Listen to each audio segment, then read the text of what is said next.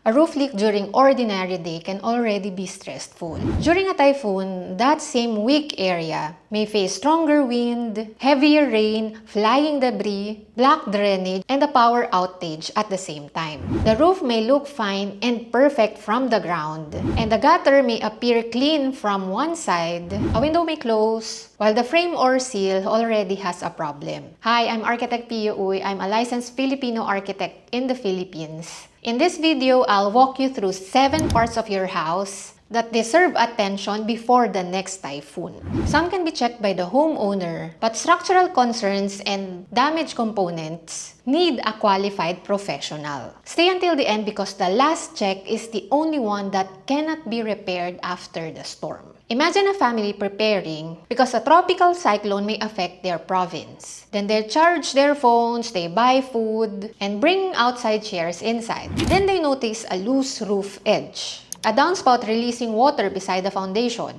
a window that does not lock properly, or an air conditioning unit ported by a corroded metal bracket. The warning did not create those weaknesses. It revealed them. Check 1. Understand the hazards around the property. The first check begins outside the house. Before deciding which repair or upgrade deserves priority, understand the hazards connected to the property's location. Is the site exposed to flooding? Is it close to coastal area that may be affected by a storm surge? Does the property sit near a slope that requires assessment for rain-induced landslide? How does water move across the road and neighboring lots during heavy rain? Hazard Hunter PH can provide an indicative location-based assessment for flood, rain-induced landslide, storm surge, and severe wind. Detailed or official assessments should come from appropriate government agency when required for planning, design, and approvals. Picture a homeowner who focuses on raising the doorstep because water entered during a previous storm. The larger problem sits outside the entrance. Runoff from the road and neighboring properties travels toward the house because its lot is located along the low path. A higher doorstep may slow water at the opening, but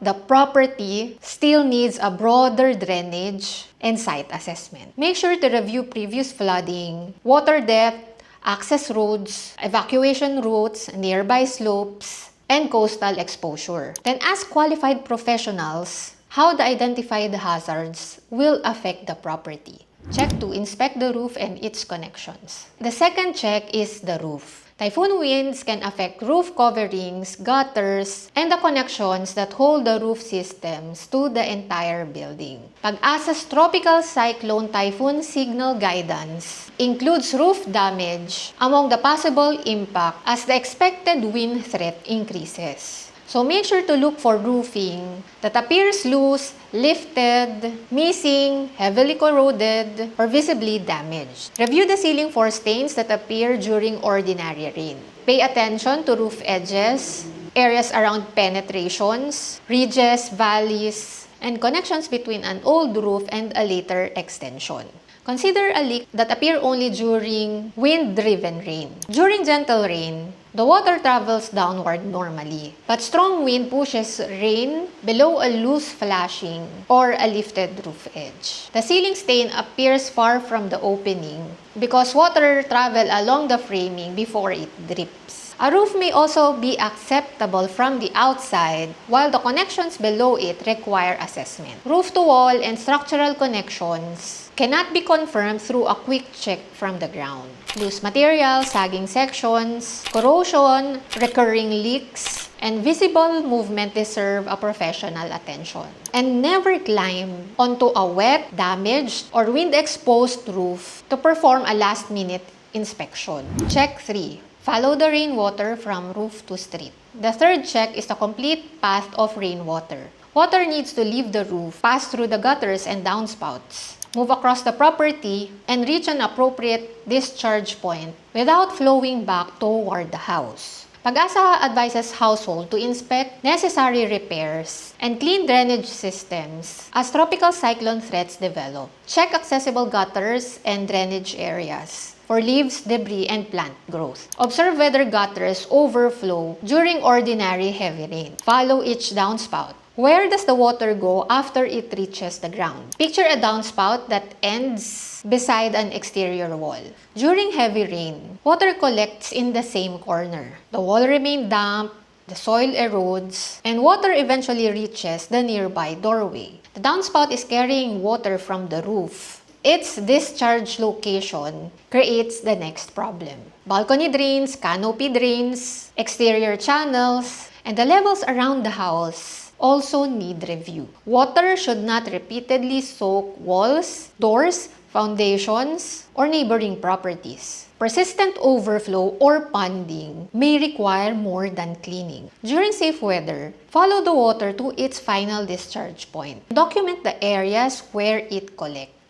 Check for review windows, doors, and large openings. The fourth check covers windows, exterior doors, garage openings, vents, and other parts of the exterior that interrupts the walls. The opening includes the panel or glass, frame, hardware, seal, surrounding wall, and connection to the building. Pag-asa stronger wind signal guidance includes possible roof and window damage as wind threats rise. Open, close, and lock every exterior window and door during ordinary weather. Look for cracked glass, damaged frame, loose hardwares, deteriorated seals, and recurring water entry. Picture a sliding window that technically closes. The lock no longer pulls the panels firmly together, and the seal has deteriorated. During wind-driven rain, water enters along the frame and reaches the wall below. Towels or mga basahan become the family's temporary solution.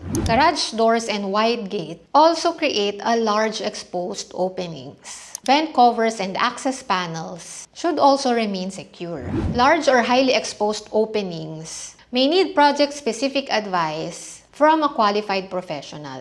Temporary protection needs to be prepared before severe weather reaches the area.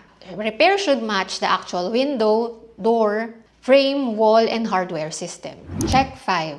Secure exterior features and equipment. The fifth check is everything attached to the exterior or left outside the house. Pag-asa warns that unsecured exposed items become projectiles as tropical cyclone wind threats increase. So make sure to review awnings, canopies, lightweight roofs, signages, decorative panels, exterior lights, antennas, satellite dishes, and solar equipment. Air conditioning units, brackets, privacy screens, and drain lines also need secure support.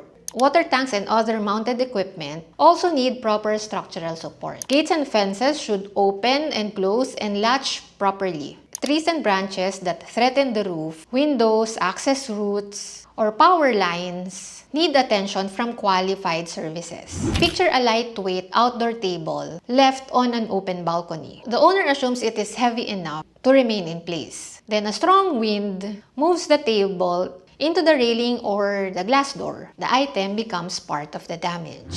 So make sure to bring loose furniture, pots, tools, toys, and waste containers into a secure location while the conditions still remain safe. And avoid last-minute exterior work once strong winds begin. Check 6. Protect utilities, documents, and important equipment. The sixth check is the location of utilities and items the household may need during and after the storm. Floodwater, roof leaks, and prolonged power interruption can affect electrical equipment, pumps, documents, medicines, communication devices, appliances, and storage supplies. Know the location of the electrical, water, and fuel shutoffs that apply to the property. Keep access to them clear. Store important documents, medicines, lights, charges, communication devices, and emergency supplies in a protected and accessible location.